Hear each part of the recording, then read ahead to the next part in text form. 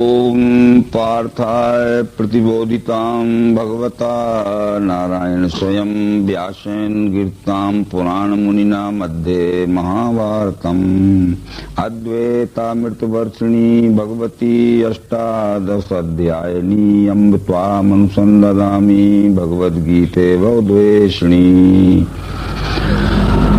श्रीमद् भगवद गीता का भक्ति योग नामक 12वां अध्याय प्रारंभ कर रहे हैं। अभी तक भगवान श्री कृष्ण ने विश्वरूप दर्शन योग नाम का 11वां अध्याय पूर्ण रूप से श्री अर्जुन को समझा दिया। विश्वरूप दर्शन हो जाने के पश्चात जिसमें साकार और निराकार दो अपूर्ण द्वैतात्मक कल्पनाएं हैं, ये लय करके बतला दी। अर्जुन को भी ये पूर्ण रूप से समाधान हो गया और अर्जुन ने कहा कि अनेक बाहुदर वक्त नेत्रम पश्यामि त्वाम सर्वतो अनंत रूपम न अंत्यम न मध्यम न पुनस्वादिम पश्यामि विश्वेश्वर विश्वरूप। जिसे वेदों में विश्वरूप कहा गया है, उपनिषदों में यह दिखने वाला विश्व ही विश्वरूप है। इस विश्व से साकार और निराकार ये द्वैतात्मक कल्पनाएं पृथक नहीं हैं। अर्जुन को भी यह निश्चय हो गया, परंतु इसके बाद भी इस भक्ति योग नाम के 12वें अध्याय में जिज्ञासा के कारण अर्जुन ये पूछ रहा है, इस प्रकार सदा युक्त सेवा सगुण की करे वे और निर्गुण जो ध्यावे इनमें श्रेष्ठ कौन है।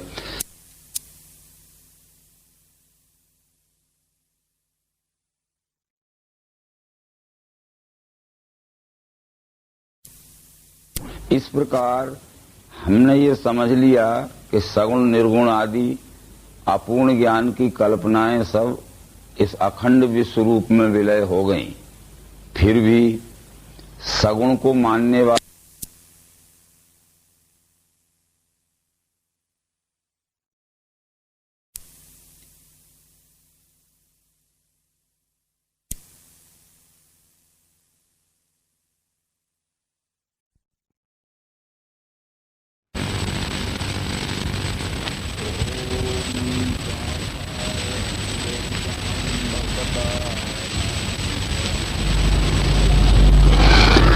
ओम पार्थाय प्रतिबोधितां भगवता नारायण स्वयं व्यासेन गिरतां पुराण मुनिना मध्ये महाभारतम् अद्वैतामृतवर्षिणी भगवती अष्टादशाध्यायिनी अम्ब त्वामनुसंदधामि भगवद्गीते भवद्वेषिणी।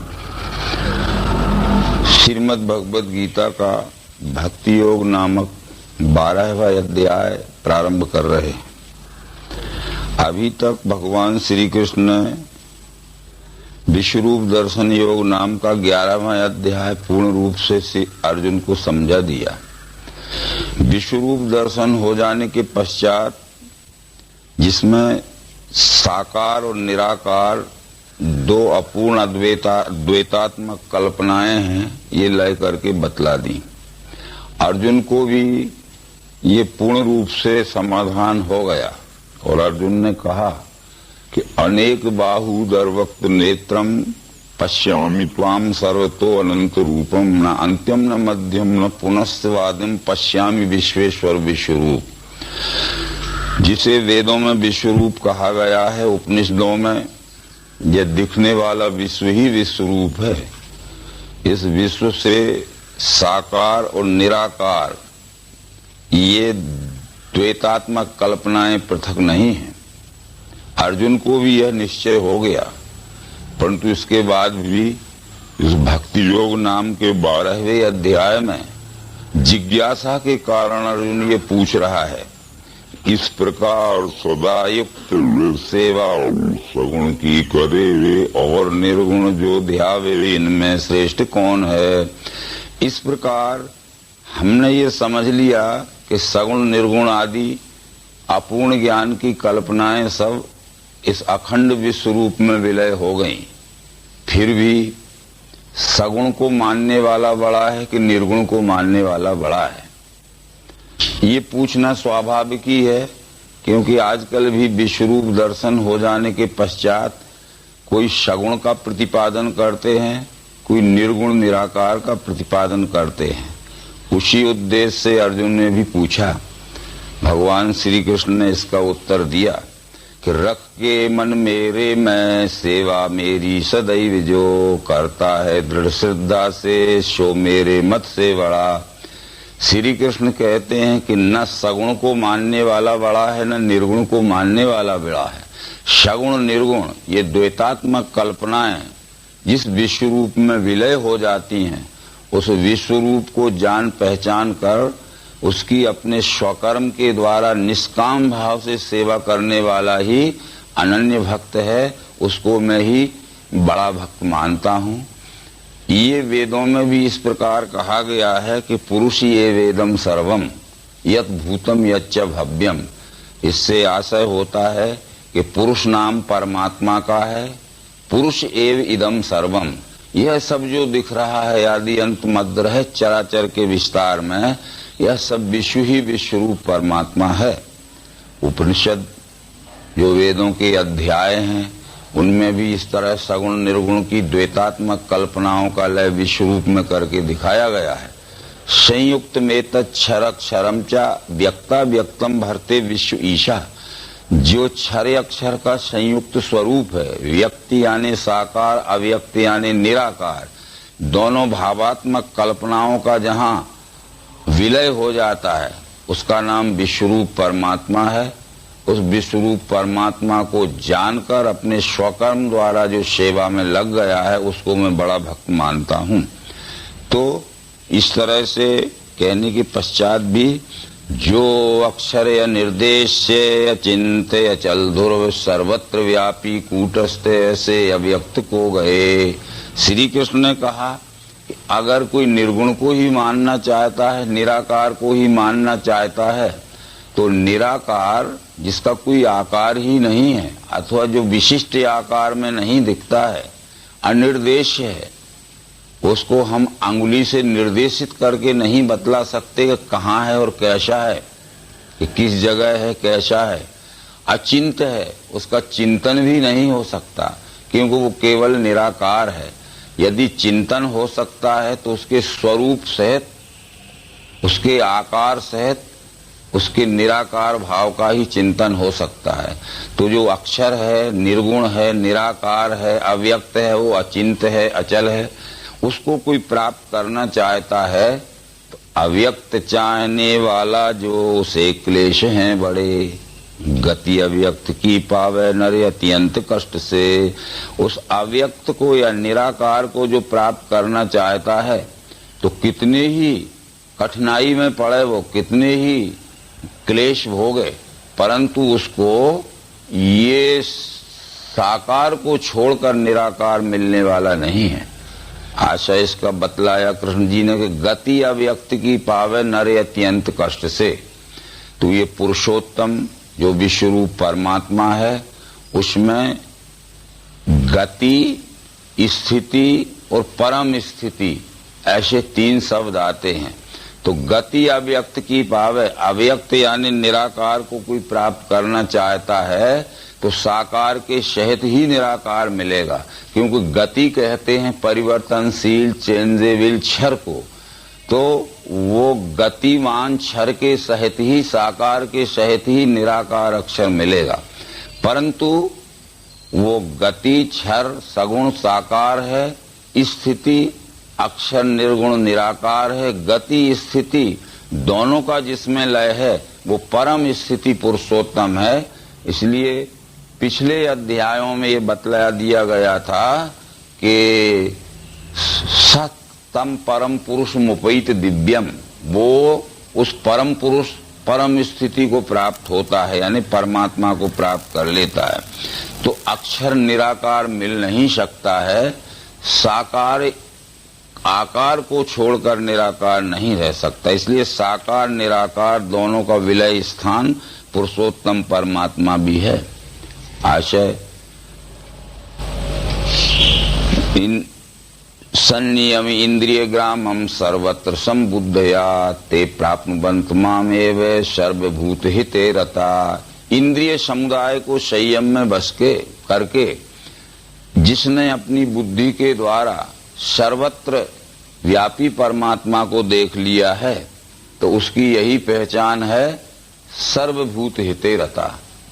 जो 6वें अध्याय में आत्म संयम योग नाम के 6वें अध्याय में कहा गया था, सर्वभूतेषु आत्मा को सब भूतों में, भूतों को आत्मा में लखे, योग युक्त स्थिति वाला सर्वत्र समदृष्टि का परमात्मा संपूर्ण चराचर सृष्टि में है। संपूर्ण चराचर सृष्टि जो परमात्मा में है, इस तरह से जो परमात्मा को देख लेता है तो सर्वत्र समदर्शना, उसको ही सर्वत्र समदर्शन होता है।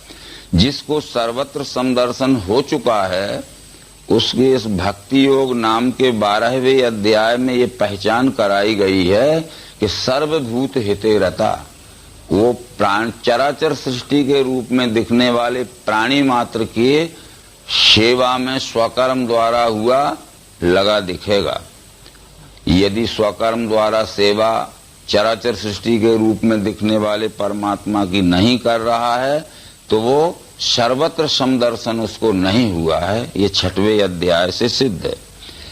अव्यक्त चाहने वाला जो उसे क्लेश हैं बड़े, गति अव्यक्त की पावे नर अत्यंत कष्ट से, परंतु जो है मुझको सौंपे सब कर्म ही मुझे, अनन्य योग से मेरी करते हैं भक्ति ध्यान से। परंतु जो है मुझको, यहाँ मुझको परमात्मा भाव से कृष्ण कह रहे हैं कि न सगुण को न निर्गुण को। सगुण निर्गुण इन दोनों कल्पनाओं का लय जिस विश्वरूप परमात्मा में है, उस विश्वरूप परमात्मा को जो दर्शन करके ग्रहण कर लेता है और सौंपे सब कर्म ही मुझे, अपने स्वकर्म द्वारा जो सेवा करता है विश्वरूप परमात्मा की सेवार्थ ही करता है। ऐसे कि 3रे अध्याय में कृष्ण ने कहा था कि कर्म से संसिद्धि जनक आदि पा गए, लोक कल्याण दृष्टि से तुझे भी कर्म योग है कि ये अपने स्वकर्म द्वारा विश्वरूप परमात्मा की सेवा करके जनक आदि बड़े बड़े ज्ञानी विज्ञानी पुरुषों ने ये मानव जन्म लेने के परम सुख शांति की सिद्धि पाई है। इसलिए लोक कल्याण दृष्टि से तुझे भी ये विश्वरूप परमात्मा की सेवा करना तेरा इति कर्तव्य हो जाता है। ऐसे अनन्य भक्तों का मेरे में पार्थ प्रेम से जल्दी उद्धार करता हूँ मृत्यु संसार चक्र से। परंतु इस 12वें अध्याय में जो श्लोक कहा गया, अनन्य नैव योगेन माम ध्यायन्त उपास्ते, ये अनन्य योग से मेरी करते हैं भक्ति ध्यान से। अनन्य योग यह दिव्य चक्षु योग का ही नाम है। अनन्य योग 11वें अध्याय में श्री कृष्ण जी कह चुके थे कि अनन्य योग द्वारा ही तत्वतः इस प्रकार में देखने जानने वैसे मिलने योग्य पार्थ हूँ। अनन्य योग के द्वारा इस विश्वरूप परमात्मा को देखा जा सकता है, इसकी जान पहचान हो सकती है, उसमें अखंड एकात्मता का अनुभव हो सकता है।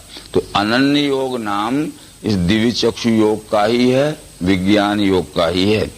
तो ऐसे अनन्य भक्तों का मेरे में पार्थ प्रेम से जल्दी उद्धार करता हूँ मृत्यु संसार चक्र से। जो अनन्य भक्त मेरे हो गए हैं, इन अनन्य भक्तों का ये जन्म मृत्यु के संसरण चक्र से जल्दी उद्धार हो जाता है, जन्म मृत्यु के कष्टमय चक्र से छूट जाते हैं। अनन्य भक्त के विषय में श्री राम ने भी रामायण में भक्त प्रवर्त मारुति हनुमान को समझाया था कि सो अनन्य जाके यस मति न टरे हनुमंत, मैं सेवक सचराचर रूप स्वामी भगवंत। अनन्य भक्त उसे कहते हैं जिसकी मति यानी बुद्धि में पक्का निश्चय स्थिर हो जाता है कि मैं सेवक हूँ, ये चराचर सृष्टि के रूप में जो कुछ भी दिख रहा है यही हमारा सबका पूज्य स्वामी भगवान है।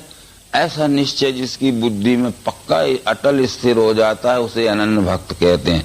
ऐसे अनन्य भक्तों का मेरे में पार्थ प्रेम से जल्दी उद्धार करता हूँ मृत्यु संसार चक्र से।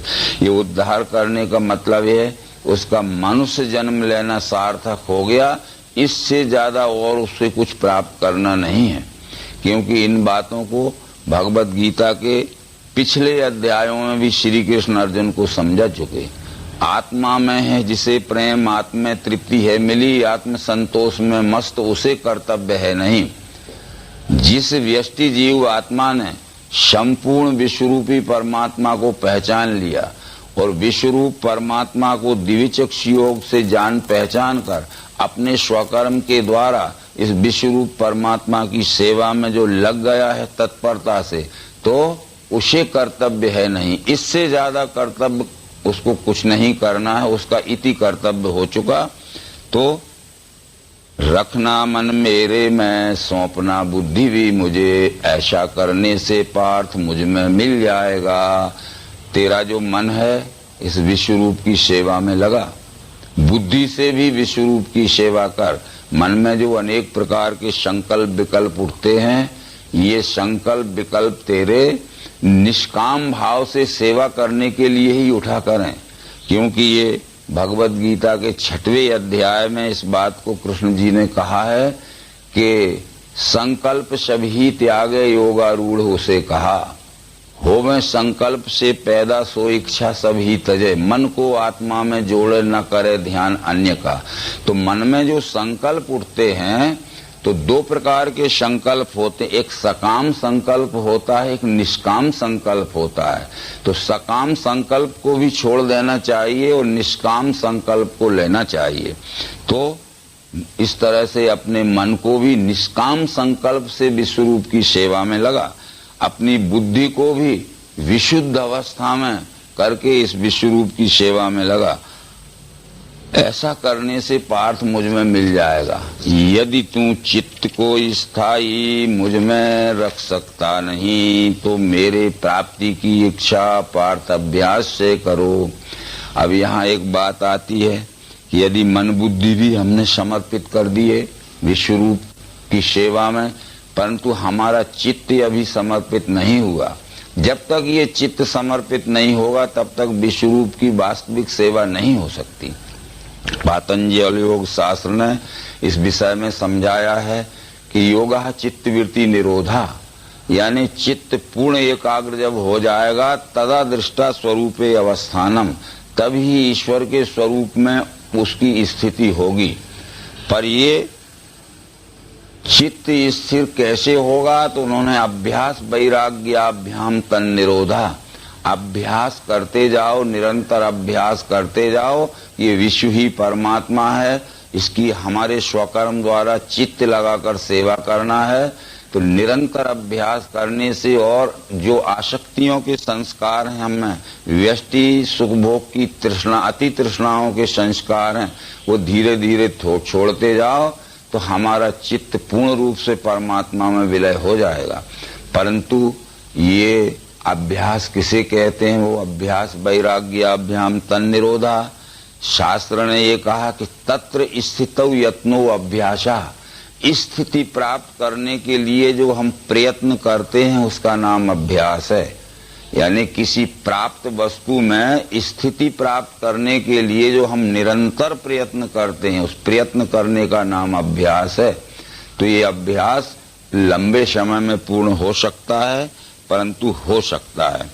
तो इस तरह से यदि तू चित्त को स्थायी मुझ में रख सकता नहीं, तो मेरे प्राप्ति की इच्छा पार्थ अभ्यास से करो। अभ्यास क्या है? तत्र स्थितौ यत्नो अभ्यासा, स्थिति प्राप्त करने के लिए जो प्रयत्न किया जाता है उसका नाम अभ्यास है। परंतु परमात्म स्थिति प्राप्त करने के लिए वो दिव्य चक्षु योग का अभ्यास निरंतर करते रहने से हमारी स्थिति पक्की होती है। अभ्यास भी न होवे तो कर्म मेरे लिए करो, मेरे उद्देश्य से कर्म करने से भी मुझे मिले। यदि अभ्यास भी नहीं हो रहा है तो बहुत मोटा ज्ञान तो ये है कि तुझे ये निश्चय हो चुका है अर्जुन की ये सब विश्व ही विश्वरूप परमात्मा है। तो अपने शरीर, इंद्रियां, मन, बुद्धि, चित्त आदि से ऐसा ही मोटा ख्याल रख के करना कि मेरा जो भी कर्म हो रहा है प्राणी मात्र के रूप में दिखने वाले विश्व रूप की यथोचित और यथाशक्ति सुख शांति पहुंचाने की सेवा के लिए हो रहा है। यहाँ एक प्रश्न उठ सकता है कि जब विश्व ही विश्व रूप परमात्मा है जो चराचर सृष्टि के रूप में दिखना है, तो इसकी सेवा करने पर फिर तो ये कहीं मारना पड़ता है, कहीं काटना पड़ता है। तो ये सेवा में ये मारना काटना ये तो विश्व रूप की सेवा के अंतर्गत नहीं हो सकता, ये तो बड़ा हिंसात्मक कर्म है। परंतु हमारे पिंड शरीर की ओर हम देखें, या हमारा पिंड शरीर ये पूर्ण स्वस्थ रहता है, पूर्ण आरोग्य में रहता है, तो हम इसके लिए किसी भी प्रकार का औषधि उपचार नहीं करते। पर जैसे हमारे आंत्रों में ये फोड़े हो जाते हैं, अल्सर हो जाते हैं, हमारी जहाँ लार्ज इंटेस्टाइन में स्मॉल इंटेस्टाइन जुड़ती है, छोटी अतड़ी में बड़ी अतड़ी जुड़ती है, वहाँ अपेंडिसाइटिस हो जाती है, हम मृदु औषधियाँ करते हैं। यदि मृदु औषधियों का उपाय जब निष्फल हो जाता है, तब हम वाखुशी से अपने ही शरीर का ऑपरेशन हम ही करवा लेते हैं। तो ये हम प्रेम से ऑपरेशन करवाते हैं, बैर से हमारे अतड़ियों को नहीं काटते। इसलिए इस विश्व रूप में अगर कहीं विघातक, विश्व रूप में विषमता फैलाने वाले ये विकार पैदा हो गए हैं मानव जगत में, तो पहले समझा के उन विकारों को साम्य भाव से दूर करिए। यदि समझाने से दूर नहीं होते हैं, तो जैसे हमारे शरीर में हम ही प्रेम से ऑपरेशन करा लेते हैं, वैसे यथोचित सेवा में ऑपरेशन भी कर दीजिए। जैसे श्री रामचंद्र जी जब इस मानव जगत में आए, तो ये रावण, कुंभकर्ण आदि बड़े बड़े फोड़े थे इस विराट स्वरूप में। बहुत समझाया, बहुत मृदु औषधियां की, परंतु जब ये निष्फल हो गया सब उपाय, तो श्री रामचंद्र जी ने स्पेशलिस्ट सर्जन होके कुंभकर्ण, रावण आदि फोड़ों का ऑपरेशन कर दिया। तो उसके साथ में लक्ष्मण जैसा असिस्टेंट सर्जन भी आया, हनुमान कंपाउंडर, और ये अंगद, सुग्रीव, जामवंत आदि ये सब ड्रेसर वगैरह बन के आए थे। इस विराट के फोड़ों का इलाज ऑपरेशन करके कर गए। वही हाल द्वापर में हुआ। कृष्ण एक ऐसे आध्यात्मिक डॉक्टर आए, आध्यात्मिक, तो उन्होंने भी दुर्योधन, दुशासन आदि, कंस, दुर्योधन आदि को ये सब समझाने पे जब नहीं माने, तो प्रेम से ही ऑपरेशन किया है। इसका मतलब है कि विश्व रूप की यथोचित सेवा करना है, इसको न भूलिए। जहाँ काटना पड़े वहाँ समझाने से काम नहीं चले तो काट दीजिए, और जहाँ समझाने से काम चलता है तो वहाँ काटना मत करिए। यदि हम अहिंसा ही परमो धर्म मान लें कि भाई विश्व रूप की सेवा में किसी को जोर से बोलना दुख होगा, किसी को दंड देना दुख होगा, तो ये तो विश्व रूप की सेवा के अंतर्गत नहीं। हम अपने शरीर के लिए ही कई वक्त ऐसा करते हैं कि हाथ कटवा लेते हैं, पांव कटवा लेते हैं, अंगुली में हमारा घातक फोड़ा हो जाता है, औषधि करने पे ठीक नहीं होता तो अंगुली कटवा लेते हैं, कि पूरे शरीर की तड़फन बंद हो जाती। तो पूरे विराट को सुख शांति पहुंचाने के लिए और विराट के अंश स्वरूप अत्याचारी अगर कुछ घातक हो गए हैं तो उनको समझा के न माने तो उनको दमन कर दीजिए। ये यथोचित, तो अभ्यास भी न होवे तो कर्म मेरे लिए करो। तुमको मैं ये सलाह दे रहा हूं कि अर्जुन तुम्हें योगी बनना है। जहाँ के श्री कृष्ण ने 6वें अध्याय में ये कहा था कि तपस्वी से बड़ा योगी, ज्ञानी से भी वही बड़ा, कर्मी से श्रेष्ठ है योगी, तस्मात् योगी भव अर्जुन।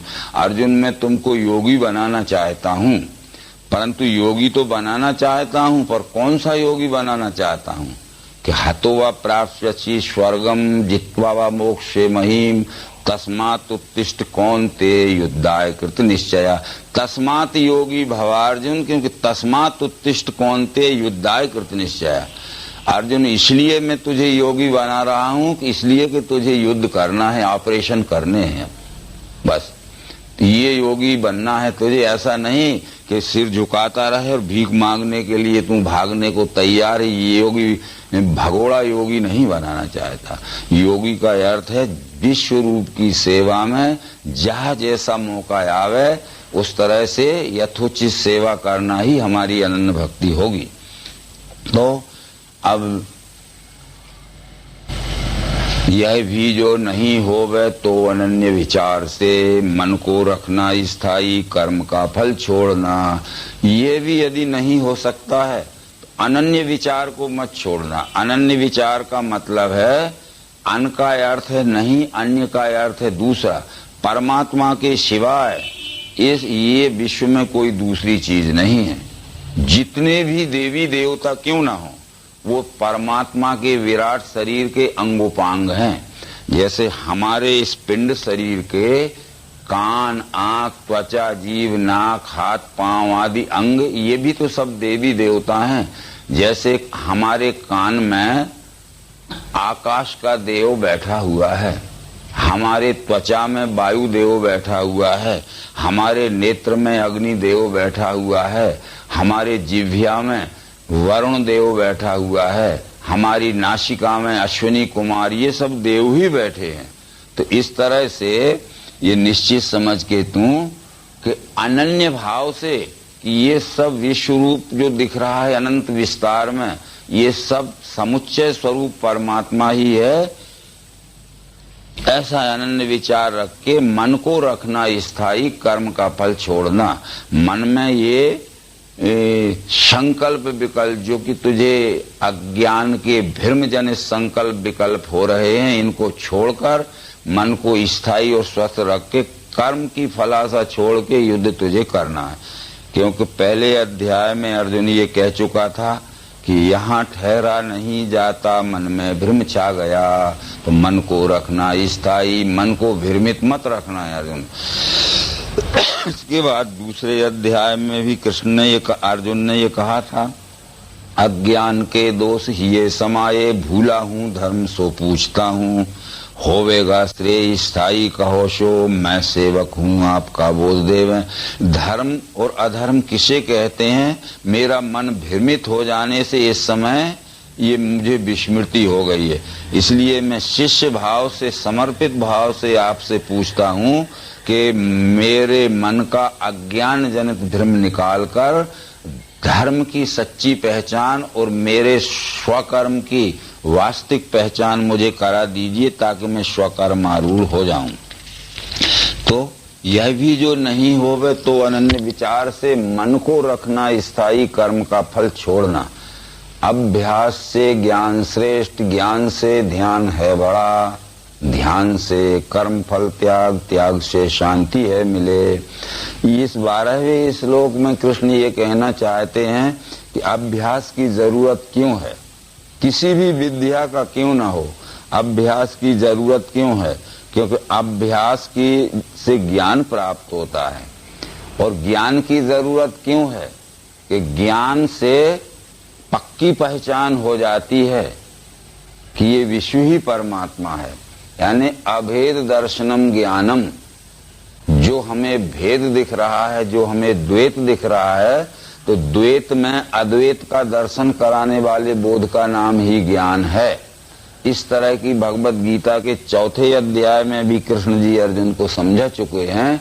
वो कह रहे हैं कि द्रव्य के यज्ञ से श्रेष्ठ अर्जुन ज्ञान यज्ञ है, अंत में सब कर्मों का लय है ज्ञान यज्ञ में। तुझे वो ज्ञान देवेंगे ज्ञानी तत्वज्ञ जो लखें, दंडौत प्रश्न सेवा से ध्यान में रखना उसे, जिसके जानने से ये मिटेगा मोह पांडव, फिर तू मेरे तेरे में देखेगा द्वैत है नहीं। तो वह ज्ञान तुझे तत्वदर्शियों के पास मिलेगा और वो तत्व दर्शन कराने वाला ज्ञान देंगे, जिससे जितनी भी ये चराचर सृष्टि दिख रही है इसमें तुझे जो भिन्नता दिख रही है उसमें अभिन्नता का अनुभव हो जाएगा।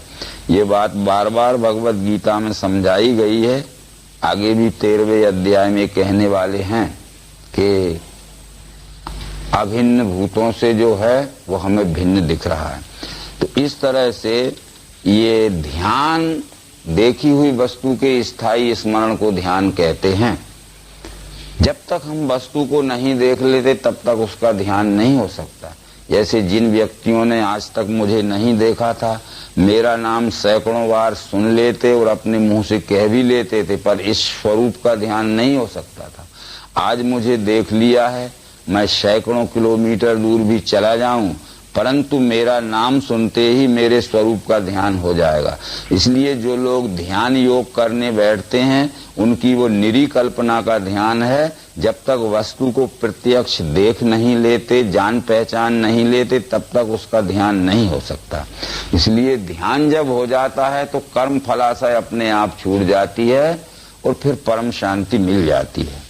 अद्वेषी मित्र भूतों का, क्षमी सागर प्रेम का, निर्मोही निरहंकारी समान सुख दुख में, स्थिर चित्त सदा तुष्ट बस में, मन निश्चयी मन बुद्धि मुझे सौंपे, भक्त वो प्रिय है मुझे। जिसका चित्त स्थिर हो जाता है, सदा संतुष्ट रहता है, मन बुद्धि जिसके वश में रहते हैं, ऐसा निश्चय में स्थिर पुरुष इस विश्व को ही विश्वरूप परमात्मा समझकर स्वकर्म द्वारा सेवा करता है। अन्य किसी देवी देवताओं की सेवा में नहीं उलझता है।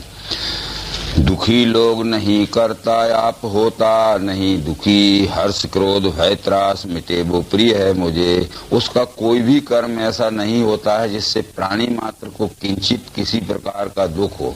इसलिए परिणाम स्वरूप उसको भी अपने प्रारब्ध में दुख नहीं भोगना पड़ता। उदा इच्छा त्यागी सुचि दक्ष उदासीन व्यथा मिटी, चाहे न फल कर्मों में वो मेरा प्रिय भक्त है। अनपेक्ष का मतलब है जो किसी अपेक्षा में नहीं फंसा हुआ है। अपेक्षा कहते हैं उस द्वंद्व को, जैसे सुख दुख मान अपमान निंदा स्तुति हर्ष शोक आदि, इन द्वंद्वों से जो ऊपर चला गया है, सापेक्षता से जो ऊपर चला गया है और निरपेक्षता में पहुंच गया है। उदासीन कहते हैं जो उत कहते हैं ऊपर, आसीन कहते हैं बैठने को।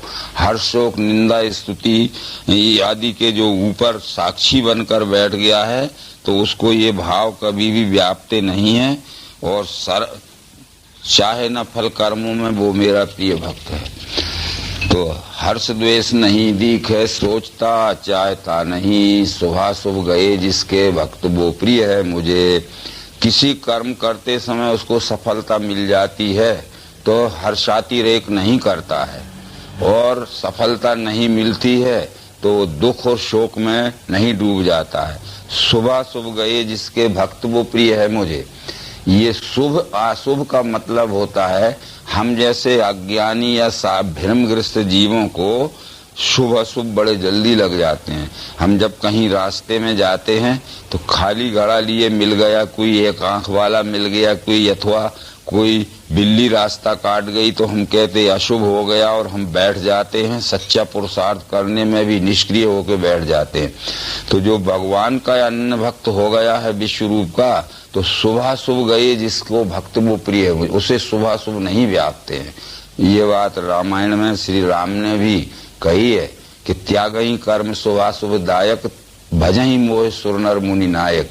जो श्रेष्ठ बुद्धिवान पुरुष हैं, जो मेरे भक्त हैं, वो शुभाशुभ के शकुन अपशकुन के झगड़े में नहीं पड़ते हैं। ये शकुन अपशकुन केवल अविवेक बुद्धि वाले अज्ञानियों को लगते हैं, भक्तों को नहीं लगते। समान शत्रु मित्रों में, सम्मान अपमान में, सुख दुख सर्दी गर्मी समय संग भी मिटा। शत्रु मित्र से जिसे आत्मवत व्यवहार रहता है, इसका आशा यह है कि शत्रु को तो शत्रु के समान देखेगा, परंतु यदि हमें शत्रु का कोई निर्णय करने का मौका मिल गया तो निरपराध शत्रु होगा तो हम शत्रुता के कारण निरपराधी को दंडित नहीं कर सकता वो जो भक्त है। और वो अपराधी मित्र होगा तो मित्रता के कारण अपराधी मित्र को भी निरपराध घोषित नहीं करेगा, यानी अपराधी मित्र को भी सजा देगा और निरपराधी शत्रु को भी निरपराध छोड़ेगा, दंडित नहीं करेगा। ये अनन्य भक्त जो हो जाता है उसकी लक्षण है। तो तुल्य निंदा स्तुति मौनी संतुष्टो ये निकेनचित, भक्त मेरा स्थिरमति या स्थानीय प्रिय वो मुझे। तुल्य निंदा स्तुति मौनी, निंदा और स्तुति के अनेक प्रसंग आते हैं। मौनी शब्द जो यहाँ आता है, मौनी का अर्थ है कि जो मननशील पुरुष है,